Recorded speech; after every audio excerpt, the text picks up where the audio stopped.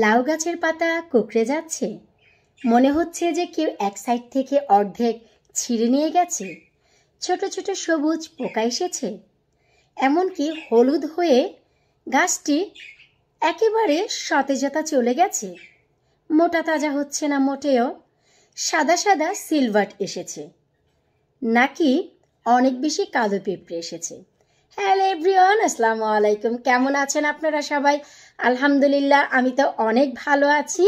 কিন্তু এই সামারে অনেক নতুন লাভলি ভিউয়ার্স আমার সবাই অনেক সমস্যায় আছে। অনেকেই নতুন গার্ডেনিং শুরু করেছে। কারো কারো লাউ গাছের পাতা কুঁকড়ে যাচ্ছে, আবার কারো কারো পাতা মনে হচ্ছে কেউ হাফ কেটে নিয়ে গেছে। আবার কালো পিঁপড়া বাসা বেঁধেছে। তাছাড়া পাতাগুলো হলুদ হয়ে যাচ্ছে, মোটেও সতেজ নেই। এই সমস্যা ফেস করছেন? ঘরে কি আছে আপনাদের কাঁচামরিচ আর রসুন? নিয়ে আসুন, নিয়ে আসুন, নিয়ে আসুন। ভাই, স্টার প্লাসের নায়িকারা করতে পারলে আমরা পারবো না কেন? বলুন তো, বলুন তো, বলুন তো। তো যাই হোক, অনেক বেশি নাটক হয়েছে, এখন আসুন আসল কথায়। এই যে সমস্যাগুলো আমরা ফেস করি, এটা আর কিছুই না। অনেক সময় দেখা যায় যে কালো পিঁপড়া গাছে বাসা বাঁধে, আবার অনেক সময় মিলিগা এক ধরনের সবুজ সবুজ ছোট পোকা বাসা বাঁধে। তাছাড়া কিছু কিছু মিলিবাগ বাসা বাঁধে, যা সিলভার করে দেয় পাতাগুলোকে এবং অনেক বেশি সাদা চুনা চুনা হয়ে যায়।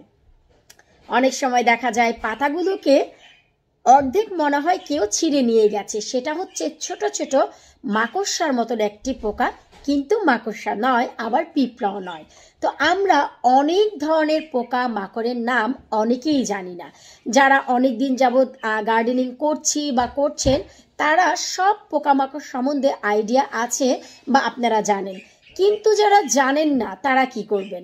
অনেক সময় দেখা যায় এই কীটনাশক ব্যবহার করি, সেই কীটনাশক ব্যবহার করি, কাজে লাগে না। তো আজ আসুন আমরা এমন একটি কীটনাশক বানাই, লাউ, কুমড়া, শসা বলুন, টমেটো, ধনিয়া পাতা বলুন, এমনকি মরিচ থেকে শুরু করে ফুল ফল যে কোনো গাছে বলুন, যে কোনো ধরনের সমস্যার সমাধান করবে আজকের এই কীটনাশক। হ্যালো আব্বু। তো এখন যদি আপনাদের ঘরে কাঁচামরিচ থাকে এবং গার্লিক থাকে, তার মানে হচ্ছে রসুন। আজ আমার ছেলে, আমার মেয়েও এসেছে। এই যে দেখুন, আসাব্বু এখানে। Hello guys. Hello guys. Aman হচ্ছে এখন স্কুটি চালিয়ে এসেছে। আর সব থেকে মজার বিষয়, আপনারা নোটিস করেছেন কিনা জানি না। Yes baby. No baby, I need it. Yes please. Yes, thank you. Yeah, thank you. তো অনেক সময় দেখা যায় যে যা বলছিলাম যে আমার আজকে কিন্তু চোখে গ্লাস নেই, কারণ আজকে চোখের কিছুটা ইমপ্রুভ। সকালবেলা 1 ঘন্টা অনেক বেশি রাত করেছি, কিন্তু এখন হচ্ছে নোজ ব্লক আছে। নিশ্চয়ই আপনারা বুঝতে পারছেন আমার ভয়েসটি কিছুটা চেঞ্জ। তো যাই হোক, চলুন এখন আমরা যে কাজটি করব, আমরা শুরুতেই 1 লিটার পানি নিয়ে নেব। আমি এমন একটি মেজারমেন্ট আপনাদের বলছি, আপনারা আপনাদের সুবিধা অনুযায়ী কম বেশ করে নিতে পারেন। 1 লিটার পানিতে আপনাকে দিতে হবে রসুনের কোয়া বা গার্লিক ক্লোভস, রসুনের কোষ 5 টুকরো, 2, 3, 4, 5। এটা মিস করা যাবে না, 5 টুকরোই দিতে হবে 1 লিটার পানিতে। তারপর দিতে হবে ভাই কাঁচা মরিচ। এটা অনেকটা হাস্যকর হলেও আমার গাছের শত শত এবং কি জানা অজানা সব ধরনের পোকা মাকড় থেকে রক্ষা করেছে এই কীটনাশক। আমি ভেবেছিলাম যে আপনাদের বোধহয় এই কীটনাশকটির প্রয়োজন নেই, তাই এর ভিডিওটি আমি আপনাদের সাথে শেয়ার করিনি। তাছাড়া আমি যতগুলো কীটনাশক আপনাদের সাথে শেয়ার করেছি, প্রত্যেকটি হচ্ছে ইম্প্যাক্টফুল। তার মানে হচ্ছে প্রত্যেকটি আমাকে অনেক হেল্প করে, কখনোই কোনো প্রবলেম আমি ফেস করি না। তাছাড়া এই যে যেমন বললাম, জানা অজানা অনেক ধরনের পোকা থাকে যা আমরা জানি না। বিশেষ করে গাছে অনেক মিলিবাগ আসে, যা হচ্ছে লাউ গাছের পাতাকে বা অন্যান্য যে কোনো গাছের পাতাকে সিলভার করে ফেলে পাউডার দিয়ে দেয়। এখন আমরা 1 লিটারে কাঁচামরিচ দিব 4টি। নো বেবি প্লিজ, কাঁচামরিচ দিব 4টি।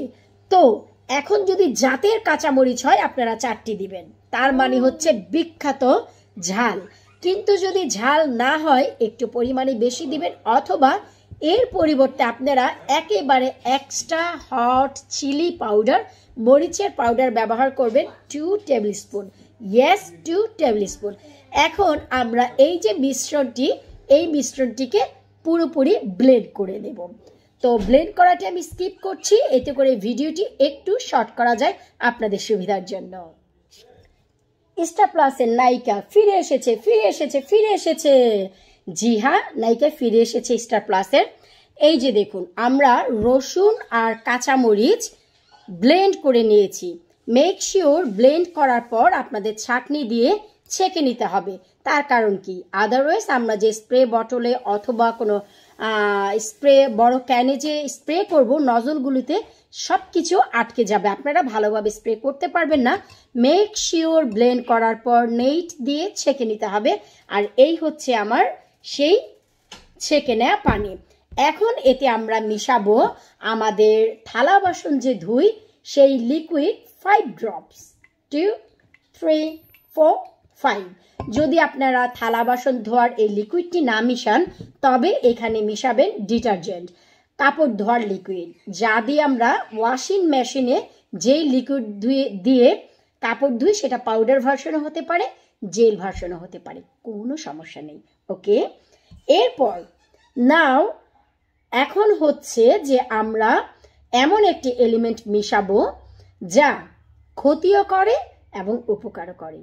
ক্ষতিও করে, উপকারও করে, এটা আবার কি? তো চলুন সেটা কি আমরা একটু দেখে আসি। তা হচ্ছে লেবু। লেবুর রস সরাসরি গাছের জন্য বিষ, এটা কখনোই আপনারা অ্যাপ্লাই করবেন না, কিন্তু পানির সাথে মিশিয়ে দিলে সেটা হয়ে যায় লাইফ সেভার। কথায় আছে না, ডায়াবেটিস রোগীর জন্য চিনি হচ্ছে বিষ, কিন্তু যখন সুগার লেভেল কমে যায় এই চিনি জান বাঁচায়। ঠিক তেমনি এই লেবুর রস গাছের জন্য বিষ, কিন্তু পানির সাথে মিশিয়ে দিলে এনাফ পরিমাণ নাইট্রোজেন, ভিটামিন সি, জিঙ্ক এবং কপার সব কিছু পায়, যা গাছকে হেলদি করতে ফুলফিল সাহায্য করে। 1%, 2% নয়, 100%। তো এখন আমরা এখান থেকে কতটুকু স্কুইজ করে নিচ্ছি আপনারা একটু বুঝে নিন। 1 লিটারে জাস্ট একটি আমি স্কুইজ দেব, এতে যতটুকু রস আসে, অ্যারাউন্ড হাফ টিস্পুন। আপনারা একটু দেখে বুঝে নিন। দেখুন আমি একটি স্কুইজ দিয়েছি, এরপর কিন্তু আমি আমার হাতটিকে এনে আবার একটি স্কুইজ করিনি, শুধু একবার করেছি। এরপর আর কি ভাই, দিলাম ঘুটা ঘুটা ঘুটা। এই যে দেখুন, সিম্পল ঘরোয়া জিনিস দিয়ে আমরা গাছকে কত দারুণ হেলদি করে ফেলতে পারি। এই একটি কীটনাশক যা আপনার গাছের সমস্ত পোকামাকড় থেকে দূর করবে, ট্রাস্ট মি। তবে যারা এভাবে করতে না চান, এই ভার্সনটি আরো ইজি ওয়েতেও করা যায়, এই ব্লেন্ড করার ঝামেলা থাকবে না, এটা থাকবে না, ওটা থাকবে না, সেই ভিডিও খুব শীঘ্রই আসছে। প্লিজ ভিডিওটি যদি আপনাদের ভালো লাগে, চ্যানেলে যদি নতুন এসে থাকেন, আপুর ভিডিও ভালো লাগলে, আপুর কথাগুলো ভালো লাগলে, আপুর ভিডিও দেখে এতটুকু উপকৃত হলে প্লিজ ভিডিওটি সবার সাথে শেয়ার করবেন, যেন নতুনরা কিছু দেখার এবং শেখার সুযোগ পায়। আর চ্যানেলে যদি আজকে নতুন এসে থাকেন, চ্যানেলটি সাবস্ক্রাইব করতে ভুলবেন না। ভিডিওটি ইউটিউব থেকে দেখলে অবশ্যই চ্যানেলটি সাবস্ক্রাইব করবেন, ফেসবুক থেকে দেখলে পেজটি ফলো করে সাথেই থাকবেন। Keep watching my channel. এতে করে আপনারা এই ব্লেন্ডারে ঝামেলা ছাড়াই এই যে সেম কীটনাশকটি আপনারা পেয়ে যাবেন আরো ইজি ওয়েতে। তবে যারা বাংলাদেশে থেকে এই কেমিক্যালটি বানাবেন, কীটনাশকটি, তারা লেবুর রসের পরিবর্তে আপনারা যে কোনো নার্সারি থেকে কিনে থিওবিট এই জিনিসটি ব্যবহার করতে পারেন, যা গাছের মিনারেলস এবং গাছকে আরো বেশি হেলদি করবে। যারা বাংলাদেশে এটা বানাবেন, কারণ থিওবিট বাংলাদেশে অ্যাভেলেবেল পাওয়া যায়। এটা হচ্ছে গাছের জন্য ভিটামিনস, আর কিছুই না। আমরা যেমন মাল্টিভিটামিনস খাই, দ্যাটস ইট। তো আপনারা লেবুর রস দিতে না চাইলে বাংলাদেশে থিওবিট ব্যবহার করতে পারেন। এখন এই ঘোটাঘুটির পর আমরা কি করব আপনারা সবাই বলুন তো। এরপর হচ্ছে আমরা এটিকে একটি স্প্রে বোতলে ভরে নেব। মেক শিওর আপনারা ব্লেন্ড করবেন, ব্লেন্ড করার পর পানিটি ছেঁকে নিতে হবে, তবেই কিন্তু পানিটি তরল হবে। না হয় কিন্তু আপনাদের স্প্রে বটলের নজলগুলো আটকে যাবে। এতে করে বিরক্তি সৃষ্টি হবে, গাছের যত্ন নিতে কার্পণ্যতা করবেন। কাজ এমনভাবে করতে হবে যেন কাজও হয়ে যাবে, গাছের যত্নও হয়ে যাবে। কারণ কাজ যদি কঠিন হয় কারোই ভালো লাগে না, কাজ যদি সহজ হয় সবার ভালো লাগে। এবার হচ্ছে এই মুখটিকে আমরা বন্ধ করে দেব। এরপর কিভাবে আমরা এটি ব্যবহার করব কতদিন পর পর, চলুন আমরা তাও একটু দেখে আসি। এই যে দেখুন, আমি আপনাদের সুবিধার্থে অনেকটা জিনিস দেখিয়ে দিচ্ছি, বলে দিচ্ছি। এই হচ্ছে আমার চেরি গাছ, যা দেখুন সুইট চেরি অলওয়েজ ঠিক এমনই বাঘ ধরে, পাতাগুলো কুঁকড়ে যায় এবং এতে কিন্তু অনেক কালো পিঁপড়েও আসে। তো চলুন আমরা একটু কালো পিঁপড়েগুলো ঘুরে একটু খুঁজে বের করার চেষ্টা করি। এতে করে দেখা গেল যে আপনাদের বুঝতে সুবিধা হবে যে আপনাদের গাছে ঠিক এই পিঁপড়েই ধরে নাকি। এই যে দেখুন, আমি একটু কাছ থেকে দেখাচ্ছি। দেখুন তো যে এই ধরনের পিঁপড়াগুলোই আপনাদের গাছে আসে নাকি। জি হ্যাঁ, এই ধরনের পিঁপড়াই সব গাছে আসে। আমার স্বামী তো বলছিল, ওগো তুমি কেন তোমার কীটনাশক একটু এই ফল গাছে ব্যবহার করছো না, তুমি কি এই ফল খাবে না? আমি বলেছি, দেখো রে ভাই, আমার হচ্ছে যত্ন গাছের হবে, ফল গাছ এমনিই পড়ে থাক। না না, নেক্সট উইক আমি ফল গাছেরও যত্ন করব, কারণ এই পিঁপড়াগুলো দূর করার জন্য এই কীটনাশকটা খুবই জরুরি। তো এখন আসলে ফলের যত্ন করার মতো টাইম নেই, আমাকে করতে হবে গাছের যত্ন। এই যে দেখুন, লাউ গাছে স্প্রে করেছি আমি গত সপ্তাহে। আজকে এই চেহারা দেখুন, অসাধারণ হয়েছে পাতাগুলো, লাউগুলোও খুব চমৎকার। এই যে দেখুন, কোনো রকম মিলিবাগ দেখতে পাবেন না, পাতা অর্ধেক কেউ ছিঁড়ে নিয়ে গেছে বা কুঁকড়ে গেছে, তার কোনো সম্ভাবনাই এইসব গাছে কখনোই পাবেন না। চলুন আমরা আমাদের করলা গাছে কিছুটা স্প্রে করি। এই যে দেখুন, খুবই ইজি, আর আপনারা সপ্তাহে একদিন এই স্প্রেটি ইজিলি করতে পারবেন, কোনো সমস্যা নেই। চেষ্টা করবেন রোদ্রে যেন একটু স্প্রে করা না হয়, এতে করে গাছের কিন্তু উপকারের থেকে অপকারই বেশি হয়। এই যে দেখুন, ব্যাস এই হচ্ছে আমাদের ডিউটি, আর কিছু না।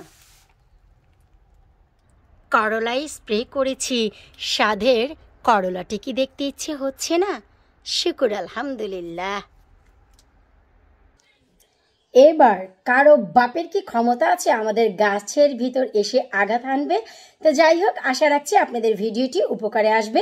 সবাই এই সামারে ভালো করে গার্ডেনিং করুন, রোগমুক্তভাবে, বিপদমুক্তভাবে এবং পোকামাকড় মুক্তভাবে। আশা রাখছি এই ভিডিওটি আপনাদের সবার উপকারে লাগবে। সপ্তাহে একদিন আপনারা ব্যবহার করবেন। গাছের অবস্থা যদি ওয়ার্স হয়, অনেক বেশি খারাপ হয়, সপ্তাহে 2 দিন ব্যবহার করবেন। শুধু যা বললাম শুরু থেকে, ভিডিওটি আপনারা দেখে তারপর চিন্তা করবেন কি করবেন। প্রশ্ন করার আগে ভিডিওটি শুরু থেকে শেষ পর্যন্ত দেখে তারপর আমাকে প্রশ্ন করবেন। আল্লাহ হাফেজ।